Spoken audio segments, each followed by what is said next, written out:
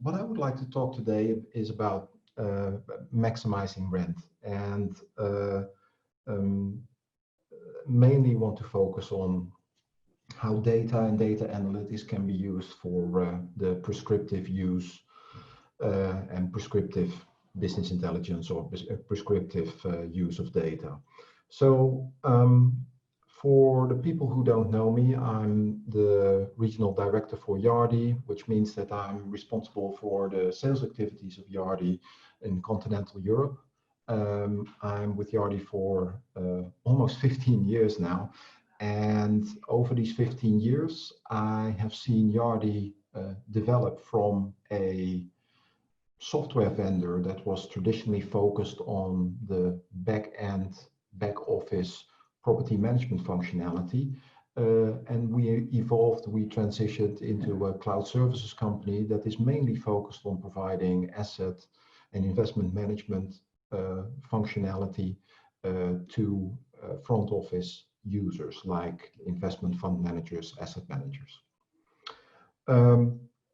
Another maybe weird point about me is that I like to use examples from different industries, from other industries, to make my point, because what I would like to do, and it's kind of my personal goal, is to instead of talking about AI and talking about prescriptive analysis, I would like to keep it close to home and to come with examples that people understand, or that examples that people know from other industries.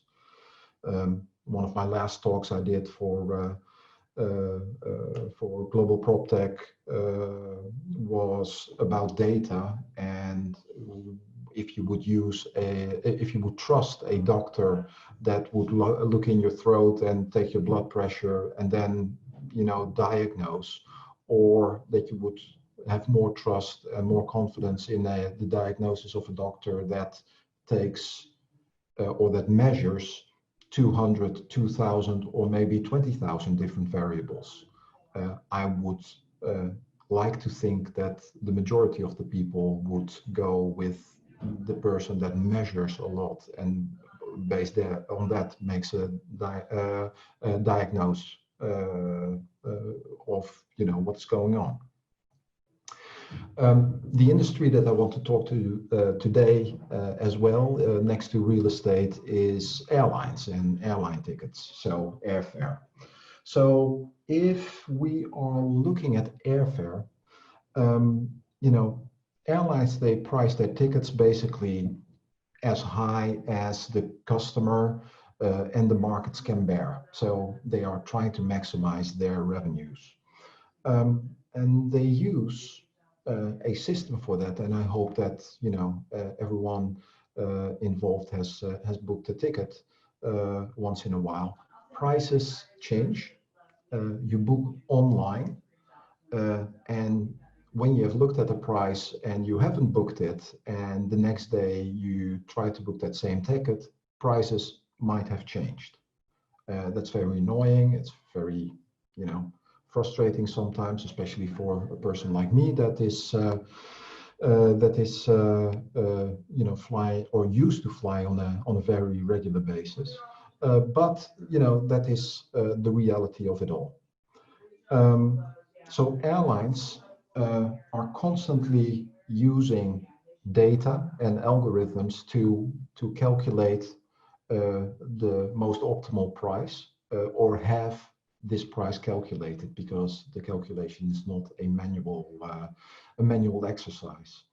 And they do that using a broad range of different variables, and I want to talk a little bit about that before I would like to make the case that real estate is heading in that direction. So first of all, what airlines do is that they profile their customers and their customer behaviors. So it helps them to adjust prices, and it helps them to define different pricing strategies. So basically, there are two types of travelers. You have business travelers and you have leisure travelers. So there are different types of users of the service that they provide. The leisure travelers are usually the people that travel on an occasional basis, whether it is on holiday for a holiday destination, or whether it is for an occasional trip for family or personal reasons. And on the other hand, you have the business travelers. The business travelers travel probably more on a regular basis, but they also have the tendency to book relatively short before the departure date. That means that airlines, their pricing strategy, if it is months in advance where the leisure travelers are expected to book, the prices will be relatively high in the classes, in the travel classes that leisure travelers usually travel.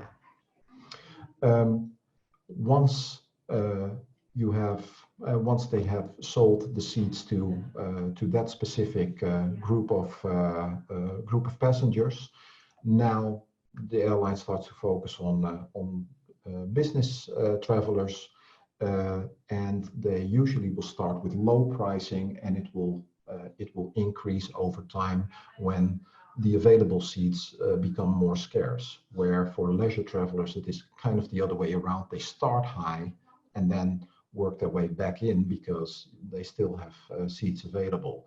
So a plane is a plane, seats are seats, but because they are profiling specific clientele, specific groups of customers, in this case passengers, you have very different pricing models. The availability or the unavailability of seats is not only on a very operational basis, of course, because every plane, you have a limited number of seats. You cannot sell more, in theory, than that there are seats available. But it's also over time, during the year, there are seasonal influences, etc. That all is part of that algorithm that airlines are using to adjust their pricing. The seasonality of things is an interesting one, because you can look at it on a year basis, where you have the summer season, you have the winter season, and you probably have some low demand periods in between.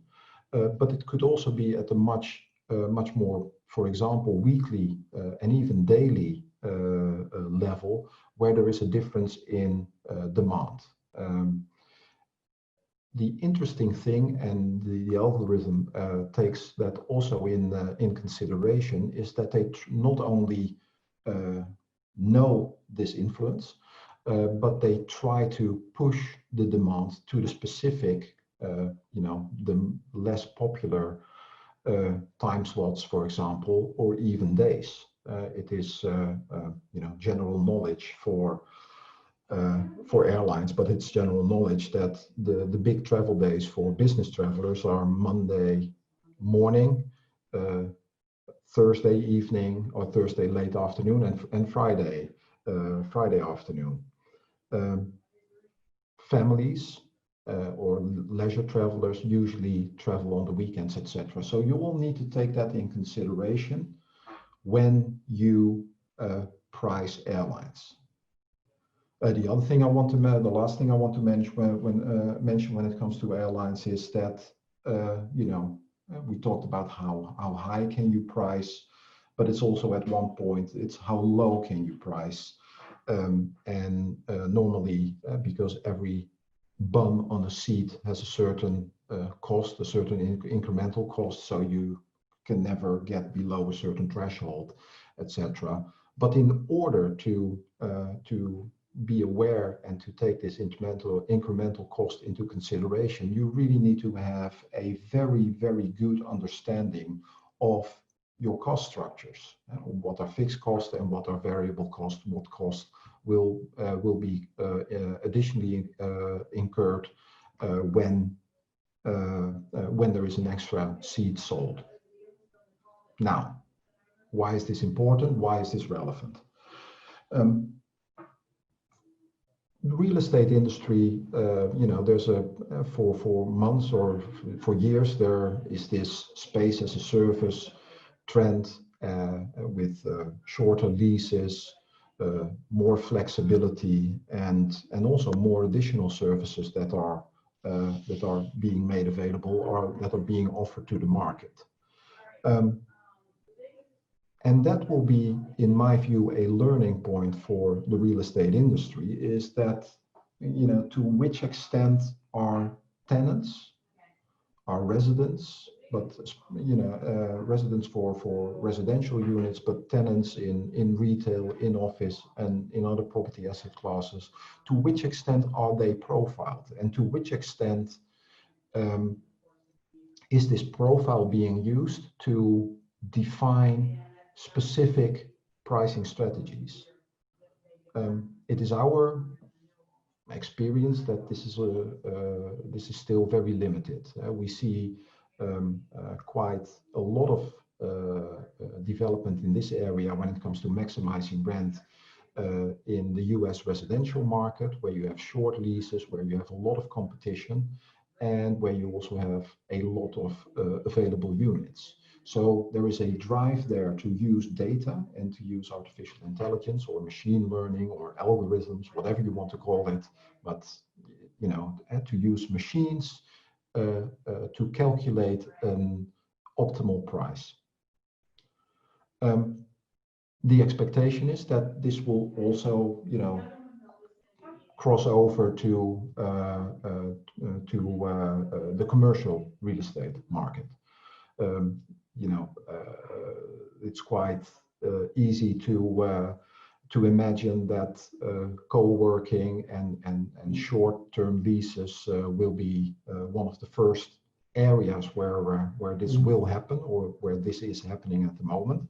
But you could imagine that in retail, but maybe at a later stage also in the more traditional office rental, it becomes increasingly important to really understand your client, provide the services accordingly that are interesting for this client and their end users, but also profile them in order to come up with a pricing strategy. One big driver for all of this will be competition. Competition, if I take a step back to airlines and airfares, have become, has changed dramatically. Where 20 years ago there was, or maybe 30 years ago, there was one or two airlines that were servicing a certain route or a certain route network. Now there are more carriers that are servicing destinations from a specific airport. But there's another thing that plays an important role, and that is that there is a very high level of transparency. And believe it or not, and I'm traveling a lot, and the way airlines are calculating airfare sometimes seems like completely not transparent. It's actually quite transparent, because with things like back in the day Expedia, etc., but now there are comparison websites, but there's also Google Flights, etc. You can not only immediately compare different airfares, but you can also book from it. So, and there is this immediate instant call to action. This has caused that there is not only are these airfares now completely visible and easy to access, etc., etc. It increases the competition, but it therefore also increases the need to maximize the price, and because that will still be the ultimate goal. if I translate this back to real estate, now we get into a very interesting area from my perspective, because how is rent calculated, and how is the industry making sure that the most optimal or the most maximum level of rents are calculated? And it's not that easy, and it will only be getting more and more complex once there is more flexibility introduced into the market. If I take office as an example, the optimal rent for a 5, 7, or 10-year lease with no outs, to keep it very black and white, is a different way of thinking, and is a different process to calculate this. And it's probably also a very manual process that might involve some data, but because it doesn't occur very, very often, this whole process has quite a low level of automation and also use of data. What we are seeing in general in the market is that in order to automate this process further, algorithms are being developed, algorithms are being defined. But an algorithm is a way of calculating is, that's not where it starts. That's where the whole discussion almost like ends or is being completed. So the real estate industry is now in a learning cycle that in order to increase rents, you need a lot of data. But which data are involved? Which data are relevant? So first of all, you need data about the property itself, and not only about what is the current occupancy rate, or what is the current vacancy, but also what is expected. So you really need to know in detail what is going on in your property and what is there to expect. There's data involved, but that is only at property level. The need to compare this to the rest of your portfolio is an apparent one, and also the need to be able to compare it to your business plan, your budgets, when it comes to not only your specific property as well as your portfolio, is apparent. What is relatively new, and this is a trend that we see, as I said, start happening in the US, is the ability to compare this type of data with market. So it is quite common, although very labor intensive, to have an overview of transactions where buying and selling of property, that these data are not generally available, but relatively cheap to get your hands on. But what we see in the US is that lease data, rents, and details of lease contracts are becoming more and more available to market. Not necessarily in unit 1, 2, 3, 4. Tenant Yardi has paid, has signed this lease, but anonymized data that can be used to, not at an operational level and in a very manual level, start to calculate a rent that might be the maximum, but we see this trend now that anonymized data are being used by an algorithm to recommend a certain lease level based on the current performance and operations of your property, of your portfolio, and what it takes, and what the prescription is, and what the doctor prescribes, and what the algorithm prescribes in order to meet budgets and business goals for the year or for the years to come.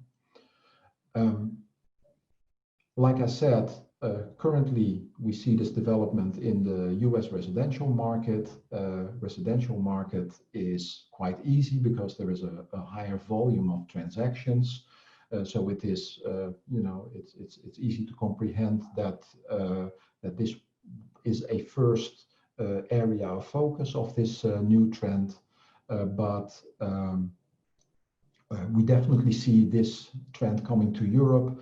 But next to that, or parallel to that, we also see the interest and and we expect that this type of automation or this type of way we operate will also be adopted in commercial real estate. Like I said, not only in retail, but also in office, and then especially in more shorter term. For us, this is an interesting development, and it emphasizes over and over again that that there is a need for data, especially anonymized data. So, and this will help in further increasing the level of professionalism in real estate when by the use of data, the prescriptive use of data in combination with the computing power that is available in the industry today. So that is my plea, maybe, or maybe my speaking about the use of AI in real estate, or one of the examples, one of the type of deployments that we see happening now and in the years to come. I'm at the end of my bit. I'm not sure if there are any questions. I don't see anything in Q&A yet. Hi, Richard. No, there hasn't been any questions that have come through yet. For the attendees that are here, if you have questions for Richard, please write them in the Q&A box that's at the bottom right hand of your screen. So as we're going through, Richard, I do have a question for you. Do you see that the trend, which you previously mentioned, the idea of space as a service, that taking on much more of a fluctuating price model where, depending on the use of commercial office occupants, whether it's going back to the office full-time, going back to the office on a staggered schedule, or even part-time or on demand, that they can start to be able to reserve spaces for the types of use that they have based on kind of what they plan, who they are and what they plan on doing with that space. Yeah, so there are several reasons for that. First of all, there are more data than available because there is more volume of transactions. There are more rental transactions that you can use than for comparison. So that's the underlying part of the whole thing. But when it comes to space as a service, it is not only space that you rent, because a long-term office contract is basically X many square meters. There's carpet on the floor, and exaggerate a little bit, and that's about it. But when you have more short-term leasing, it's not only the square meters that you want to rent or that you want to use, but it is from internet services to desks to maybe use of kitchen and all these additional services that you could provide. But in order to provide that, you need to know what your clientele wants. Right. And in order to know what your clientele wants, you not only need to start to learn better or more about Yardi as a tenant, but also about the people working for Yardi in the Amsterdam location, because those are the end users, and you need to start understanding their behavior in order to make AI and in order to make an automated way of leasing and setting rents Right. in order to make that possible. Mm-hmm. Nice. Okay, well, we don't seem to have any questions coming in on the Q&A. Oh, as I was saying that, one popped up. Okay. So, question here.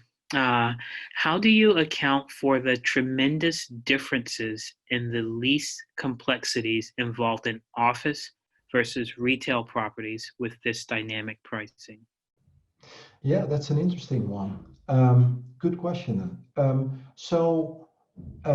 are a couple of ways that I can answer this. It is, I would say, when I keep making this parallel to the airline industry, is that there are tremendous differences in the ways to be transported or to get from A to B.